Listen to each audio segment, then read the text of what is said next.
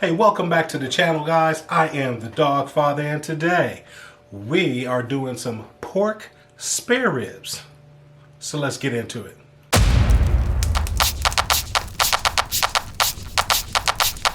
So that's right, guys. Today we are doing pork spare ribs. Now, pork spare ribs is an excellent cut, man. If you haven't gotten the whole rack, make sure you get it. It's very easy to trim them up. We're going to show you how to do that here today. It's a better cut, I think, in my opinion, than just buying straight St. Louis cuts, because, guys, it can get pricey buying St. Louis cuts. So let's get that whole spare rib rack and let's trim it down. So let's get into these ribs. All right, so as you guys can see, we got a great looking rack of spare ribs here. We got this from our local HEB, and man, there's nothing left to do this but get it out of the package. So we're gonna get it out of the package and get it trimmed up. Okay, so we've got our ribs out of our packaging here, and we've got it bone side up here. We can see this nice little meat flap here. Just kind of getting an idea of what all we're gonna trim off. We can see all of this raggedy end here on this side, so we're definitely gonna get this trimmed off. So just looking to kind of square off this end here. So we're just gonna make a cut right here. We'll set that to the side. And we've got our nice little flap here, our little meat flap here. So we're gonna actually get that flap cut off of here as well.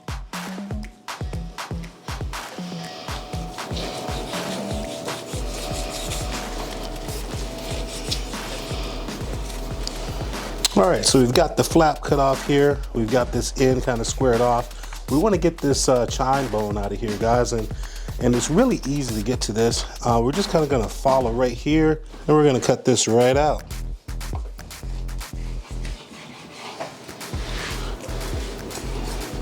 So it's pretty easy to get this cut off. You can see there's plenty of cartilage in there, so you kind of want to use a good heavy knife to kind of cut through it. I'm just using a regular chef's knife, so it worked out for us. So now we're just going to clean it up a little bit. We're going to just kind of take off all these straggling ends, and then we're just going to round this up a little bit.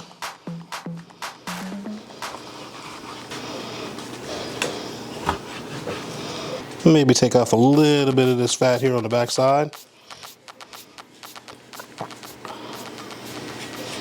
Okay, and that's looking pretty good here on this side for me. Most of the time people are cooking ribs, they like to do St. Louis cut, and when you got this whole rack like this, literally you're looking to get this section of this rib here, and this would be your St. Louis cut. So if you literally had spare ribs and you want to get them down to the St. Louis cut, you would just literally come in here and take a cut right along there, cut that off, and then you've got that nice little St. Louis rack. But we're not going to do that. We're going to leave this in whole spare ribs today, and we're going to start on the back side. Now, I know that we have the membrane on here, and I'm actually going to leave it on. I'm not too concerned about the membrane today, but if that's your thing to take it off, absolutely take it off. So we're going to start with the SPG, guys. This is just a regular 16 mesh pepper and kosher salt. This is a 1-to-1 that I've got in here. So I'm just going to put some on here. Now you'll notice we're not even going to use a binder today because these ribs are actually still kind of tacky. So we're just going to put a little coat of SPG on there. Okay, next up we're going to be using the LonestarGrillz, and this is going to be the all-purpose rub here, guys. Got some great colors to it, some good flavors in there, some sugars and salts and cumins and all of that. So we should get a good color out of this rub on these ribs. So we're just going to get a little sprinkle on there. Okay, we're going to pat this in. We're going to flip these ribs over, and we're going to do the same thing on this top side. We're going to apply our SPG and then our all-purpose from LonestarGrillz. All right, so we got these ribs all seasoned up. They're trimmed up, they're seasoned up, and we're going to get them onto the pit. Okay, so we're going to give this about 15-20 minutes to sweat in, and I'll meet you out at the grill.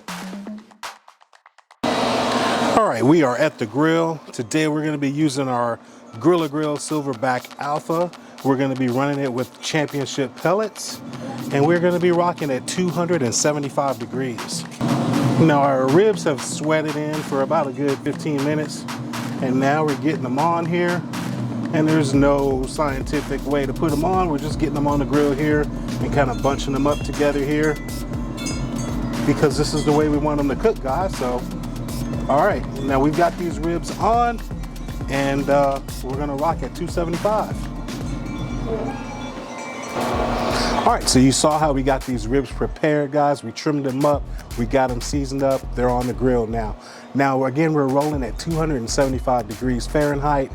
We got our championship blend pellets in there, and we're just gonna let them go. We got them tucked away. We're not even gonna mess with these ribs here for a good couple of hours. Somewhere between 2 and 3 hours, we'll come back and take a look. But until then, don't touch, guys, just let them roll, all right? All right, see you in a bit. All right, guys, we are back at it. We are exactly 2 hours into this cook, and we're taking a look here, and we can see our ribs are looking pretty decent. It's got a good sweat coming here, so we're doing okay. Bones are starting to pop through here, so we're gonna flip it over. You can see our backside is cooking up pretty well, so we're gonna just keep them flipped over here for a little bit and try to even up this cook. So a little bit of shiners here, but not too bad. But hey, we're gonna keep it going and bring you back in a little while. All right, so today, guys, I have to mention that this is a part of a collaboration.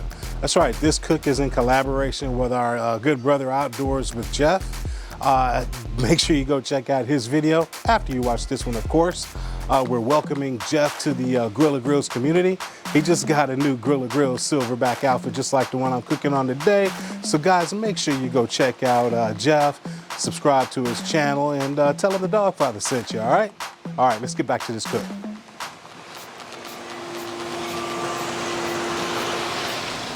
All right, we are exactly 3 hours into this cook, and we've got a great color developing here on these ribs.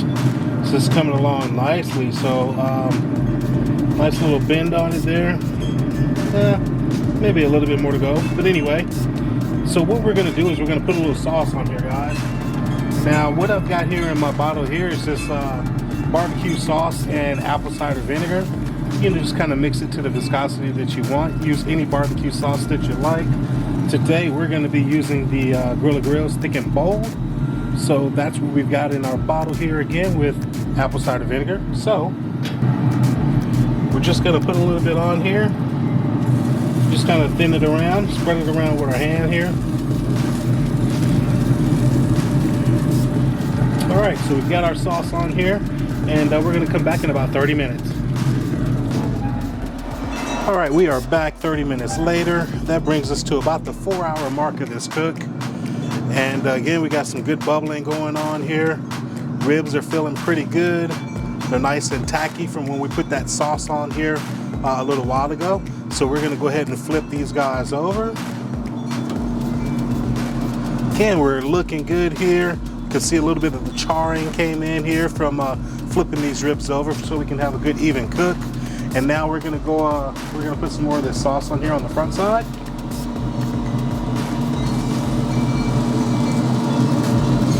Again, we're just gonna smooth it out with our hand here. Okay, now we've got this sauce put on here. We're looking pretty good, but we're gonna come back and we're gonna hit it again with our all-purpose rub here from LonestarGrillz. So we're gonna just sprinkle some on here. All right, we're gonna close it up and we'll be back in about 20 or 30 minutes. All right, so it's been about 20 minutes since we sauced these ribs here and got them flipped back over, meat side up. And as you can see, they're looking really good. They feel really good. They're nice and tacky.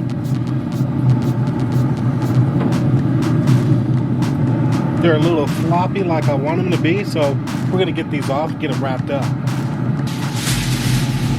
So we're gonna lay our foil down, and we're gonna take a little of our barbecue sauce. We're gonna kind of get it here into the foil,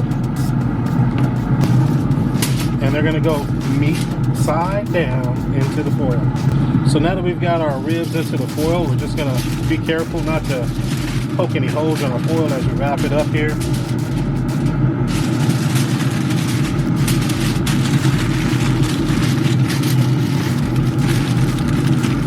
And just like that, our ribs are wrapped. We're gonna let them rest. And there's our beautiful rack of spare ribs we got here. Now, I normally don't sauce ribs, but today I just kind of felt like saucing them, and man, it looks pretty good. So, tell you what, let's get these cut. Now, you can see the bones are popping through here. Got good pull back, and I'm gonna flip it over so that when I cut these ribs, I can actually see where I'm gonna be cutting. So let's get them flipped over.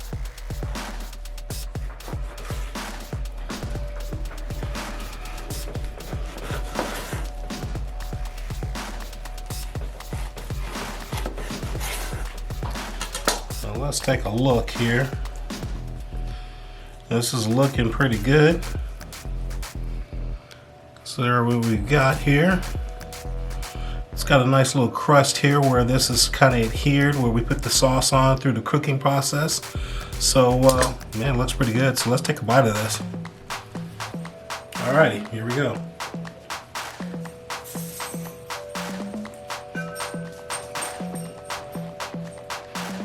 So as you can see, we got a nice little bite through there. It's got great flavor, good sweetness to it, good flavors from this rub and the barbecue sauce. So man, I gotta tell you, it's a pretty good rub to check out. So guys, hey, if you enjoyed what you saw here, make sure you check out the videos I got listed right here, as well as click on that subscribe button up there, and I want to see you in the next video. Peace.